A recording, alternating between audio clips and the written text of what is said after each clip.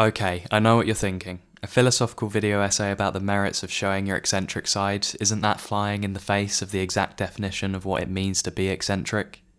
Well, pretty much, but hey, it's too late. I've already typed this essay up, even these words I'm reading right now, and if you want to see me mentally contort my way through these contradictory hoops, stick around. Why you should reveal your peculiarities.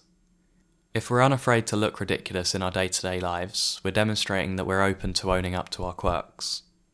This honesty shows that you have a high degree of self-awareness as you recognise your flaws, but it's not too high where you're overly critical of yourself when you fall short of the mark.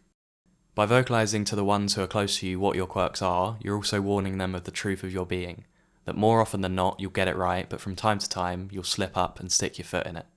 If you don't do this, the next time that you do socially step on a landmine, you'll want to crawl inside yourself instead of laughing at the situation that you've created. Let me give you an example of sticking your foot in it.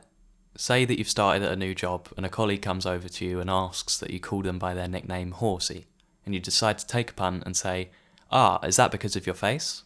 And they look at you and go, no, it's just my last name. Offering this overly specific example, you might not believe me, but this was a story that my mate told me. Anyway, say you do find yourself in an embarrassing situation like this, it's not necessarily game over screen time. You can salvage it by laughing at your own buffoonery. When you're honest about your flaws, as long as it's at the right time and place, i.e. not at a funeral, it will likely be appreciated by others and allows for a mutual understanding to grow about the urge of being human. Being honest and open is a secure state of being, rather than blindsiding people with your peculiarities and being ashamed of yourself when they show up. If you do this in a comedic way and are, as the writer Alain de Botton puts it, dryly funny on the tragedy of being human, your melancholy will come from the heart and be perceived as an authentic and noble sadness where suffering and disappointment are at the heart. Now, admittedly, this does sound nihilistic, but when we do laugh at our own tragedies, levity replaces seriousness, which is not only beneficial for our own state of mind, others will appreciate it as well, as suffering is a universal experience. If you deny that it is universal, when you suffer heartbreak, you'll likely shut yourself off from others and feel as if you're alone in your struggle. This will cause you to put on a mask to try to hide your sadness and insecurity. However, despite your best efforts, people will see through this fragile exterior, and you'll also feel it breaking before your eyes. There's a Paul Simon lyric which hits the nail on the head. Copyright, please be kind.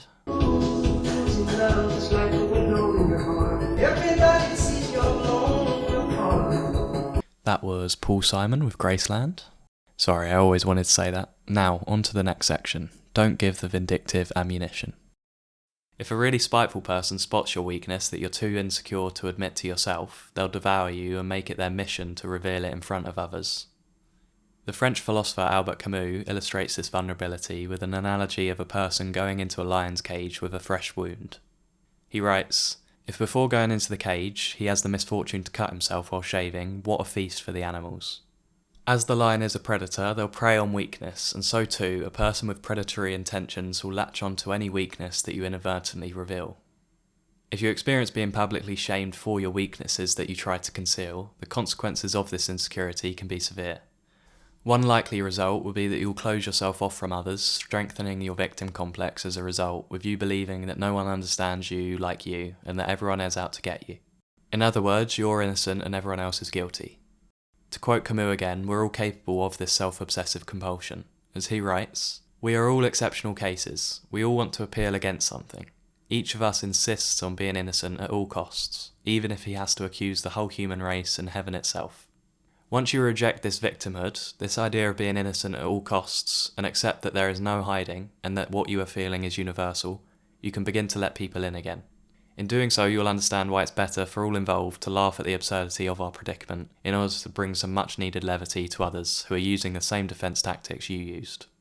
A champion of this message was the late actor Christopher Reeves, who, after living an exotic life of superstardom playing Superman, suffered a near-fatal accident on a horse that left him paralysed. Despite his misfortune, he learnt how laughing at his situation was the best therapy to get him through the day. His closest friend Robin Williams made him realise this. Robin's silly nature helped Christopher snap out of his self-pity and laugh again. The lesson I got from Reeves' story is, don't wallow in self-pity. Instead, discover the reason for your suffering, learn from it and laugh at it, so your endurance can be an inspiration to others. This is a different perspective than what Reeves used to have. Before his horrific accident, Reeves thought that a hero was someone who commits a courageous action without considering the consequences. However, after the accident, he realised that a hero is an ordinary individual who finds the strength to persevere in spite of overwhelming obstacles. Humour is the key. If the secret ingredient to overcoming obstacles is humour, then tapping into our own ridiculous side can be highly effective to pull ourselves out of wallowing in self-pity. There's a stigma and a resistance to looking ridiculous, as it suggests incompetence, especially in the professional world. Even back in the 19th century, this was in the zeitgeist, with the Russian writer Fyodor Dostoevsky writing in The Brothers Karamazov, "Here you are not ashamed to confess to something bad and even ridiculous, and who will admit so much in these days? No one, and people have even ceased to feel the impulse of self-criticism." Fast forward to today and self-criticism is still in short supply. Just imagine how taken aback you'd be if you heard a politician own up to their shortcomings voluntarily. If your funny side has dried up. A way in which we can retain our humour and self-criticism is by resisting taking credit when you are being showered with flattery. To quote Dostoevsky again, "Nothing in this world is easier than flattery, and with its abundance comes a temptation to hoard it in order to boost yourself up to dizzying heights of self-adulation." Instead of getting drunk on these compliments, the most admirable thing would be to pass the praise on to another person who helped you while simultaneously making light of the reality. This demonstrates that your humble, humorous side is still intact and hasn't given way to serious feelings of self-grandeur. As the French philosopher Michel de Montaigne reminds us, if you sit on the highest throne in the world, you're still sitting on your ass. Now, this shouldn't be taken to the extreme of self-flagellation where you're repeatedly talking down to yourself in front of others. The point is to lean into humour in the moments where self-praise seems the most appealing, i.e. when you are being credited for more than what is warranted. Tapping into your playful side and being cheerful is the key to a happy life, as it means you're always tickled by the absurdity of existence. This will prepare you for the unpredictable variables that life inevitably throws your way. To quote Michel de Montaigne again, "The surest sign of wisdom is constant cheerfulness." Thanks for watching.